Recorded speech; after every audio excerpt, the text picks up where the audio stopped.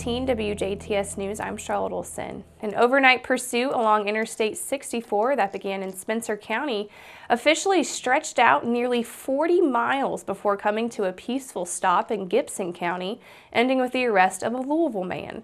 Indiana State Police say that just before 12:30 this morning, a trooper was patrolling I-64 near the 59-mile marker, which is just 2 miles east of the Dale exit, when they saw a silver 1987 Chevrolet Monte Carlo traveling west at what looked like a high rate of speed. The trooper activated his radar, which indicated that the Chevy was driving 99 miles per hour. Police made an attempt to pull over the speeding vehicle, but they say that the driver, who was identified as 39-year-old Simone Steen of Louisville, instead fled at speeds reaching 115 miles per hour and continued west toward U.S. Highway 41. They say that Steen then exited I-64 onto northbound US 41, but quickly turned around and attempted to continue west on I-64. Near the 21-mile marker of I-64, the engine of the Chevy blew, causing the vehicle to coast to a stop near the 19-mile marker. Upon coming to a stop, police took Steen into custody without incident, and he was taken to the Spencer County Jail, where he was booked on a level 6 felony count of resisting law enforcement with a vehicle and a Class A misdemeanor count of reckless driving.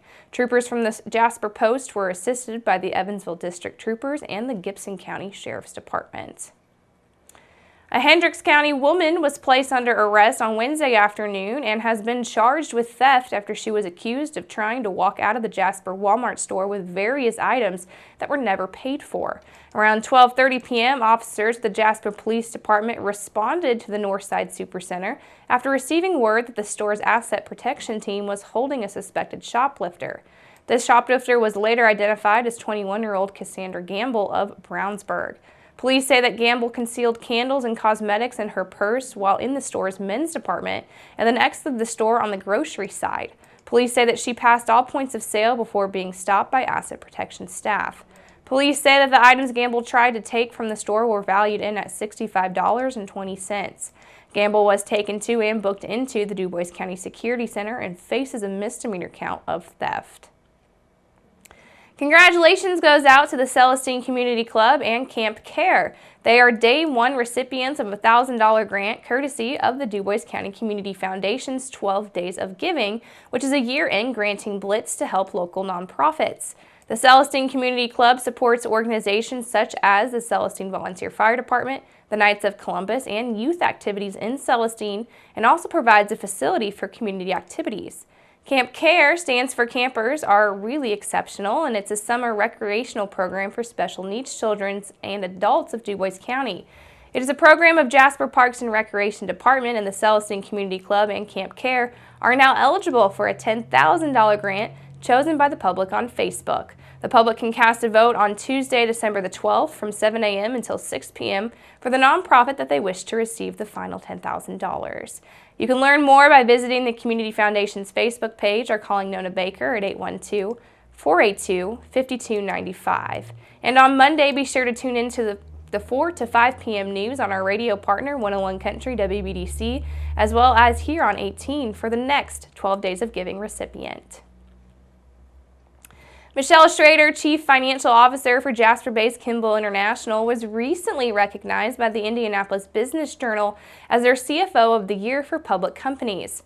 In a release, Kimball International Chairman and Chief Executive Officer Bob Schneider says that Michelle has provided tremendous leadership and many contributions over the past 29 years at Kimball International. He says that Schrader's influence is felt in almost everything that they do at the company and says that he's extremely proud of her and congratulates her on this honor. Indianapolis Business Journal launched its CFO of the Year recognition program a decade ago to spotlight the crucial role that top financial executives play in helping Indiana companies, government agencies, and non-for-profit develop strategies and to help them prosper. Tuesday night, Southwest Indiana showcased area entrepreneurs and startups through a pitch competition at Current Blend in Huntingburg. Individuals and teams shared their business, innovation, or entrepreneurial ideas before a panel of judges in hopes of earning prize money to invest in their startups. This competition, sponsored by Current Blend and Elevate Southwest Indiana, a partnership between Elevate Ventures and the Economic Development Coalition of Southwest Indiana, was organized to kickstart the entrepreneurial community of Southwest Indiana and the ideas that it contains. The competition allowed 9 local entrepreneurs 5 minutes to pitch their idea and 4 minutes to answer questions. Judges, which included Brew co-owner Josh Permuda, German-American Bancorp President and CEO Mark Schrader, Matrix Integration CEO Brenda Stallings, and Elevate Ventures entrepreneur in residence Jacob Spokes, scored companies based on their team, market fit, product solution, customer traction, or roadmap, and their overall presentations. Parasite ID was the startup that earned first place, receiving a $4,000 prize. Second place, with a $2,000 prize, went to an idea for a multispectral camera for medical diagnostics, and Basket Case Brewing and Hydro Grow tied for third, both taking home $1,000. Elevate Ventures is a private venture development organization that nurtures and develops emerging and coexisting high-potential businesses into high-performing Indiana-based companies.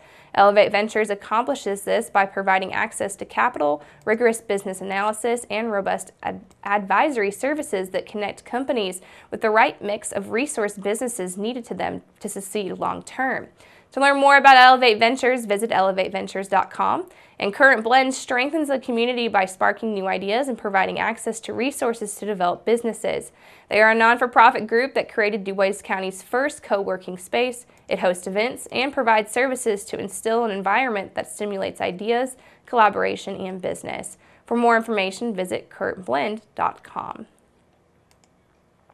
Businesses and organizations around Jasper are gearing up for Rotanamon Days, which is planned for this weekend. The celebration begins tonight and will continue through Sunday, December the 3rd. Visit the many specialty stores offering unique gift ideas and take time to smell the potpourri, sample the treats, and listen to the beautiful music or reminisce on a carriage ride. Free maps with event locations will be available on the outside rack of the Jasper Chamber of Commerce, which is at 302 West 6th Street. And with many events planned, too many to mention here, go to the Jasper Chamber of Commerce's website at www.jasperian.org.